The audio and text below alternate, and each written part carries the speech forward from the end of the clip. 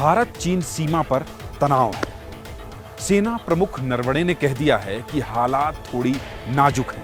नमस्कार, मैं हूं ज्ञानेंद्र तिवारी और आप देख रहे हैं एबीपी अनकट। और आज अनकट में बात सीधे लद्दाख से इसलिए क्योंकि जिस जगह पर भारत और चीन सीमा के बीच तनाव की बात कही जा रही है, आज हम सीधे लद्दाख से वहां की कहानी आपको बताएंगे। इसलिए बताएंगे क्योंकि अब 1962 जैसे हालात नहीं रहे। अब भारत पहले से कहीं ज्यादा मजबूत है।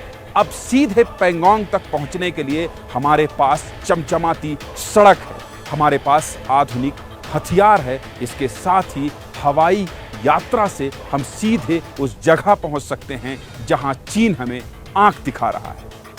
कुछ बताऊं इससे पहले मैं आपको लद्दाख के उन पहाड़ियों में ले जाना चाहता हूं जिन पहाड़ियों को आप देखकर ये समझ सकते हैं कि कितनी कठिन चुनौतियों के बीच हमारे भारतीय जवान चीन से मुकाबला करने के लिए तैयार हैं। तो चलिए सबसे पहले लेकर चलता हूं मैं आपको आज एबीपी अनकट के इस सफर में लद्दाख की उन पहाड़ियों पर, जहां से आपको सीधे बताऊंगा कि आखिर भारत कितना तैयार है चीन से मुकाबले के लिए।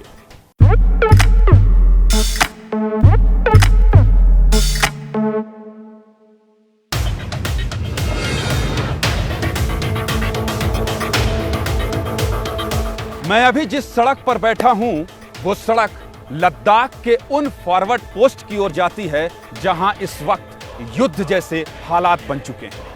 ये वो सड़क है जिसे सेना के जवानों ने अपने खून पसीने के गारे से बनाया है।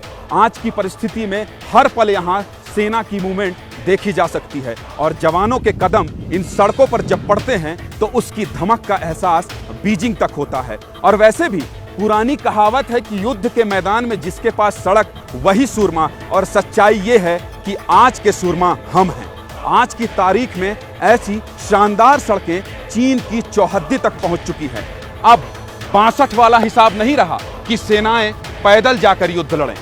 अब यहां ऐसी सड़कें बन गई है कि सेना पलक झपकते ही फलक तक पहुंच चीन की छाती चढ़ जाएगी और उफ तक नहीं करेगी।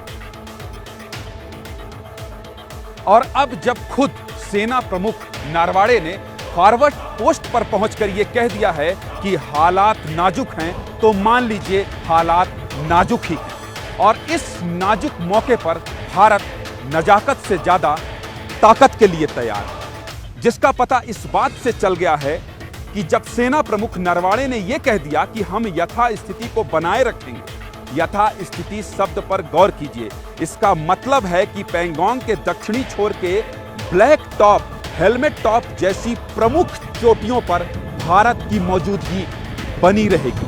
भारतीय सेना वहां से 1 इंच भी पीछे नहीं हटेगी। अलबत्ता चीनी सेना को पैंगोंग झील के उत्तर की फिंगर 4 से पीछे हटना ही पड़ेगा, और अगर नहीं हटे तो उन्हें उत्तर का खामियाजा दक्षिण में भीषण तौर पर चुकाने के लिए तैयार रहना चाहिए।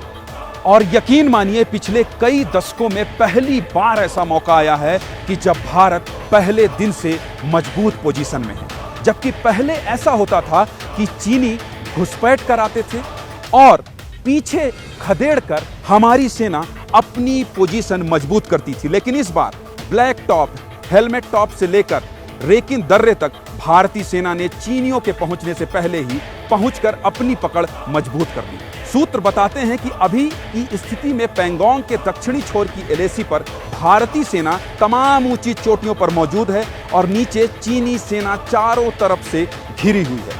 कह सकते हैं चीनी सेना हमारे फायरिंग रेंज में फंसी हुई है और यकीनन ऊंचाई में होने का फायदा हिंदुस्तान को पुरजोर तरीके से मिल रहा है। एबीपी न्यूज आपको रखे आगे।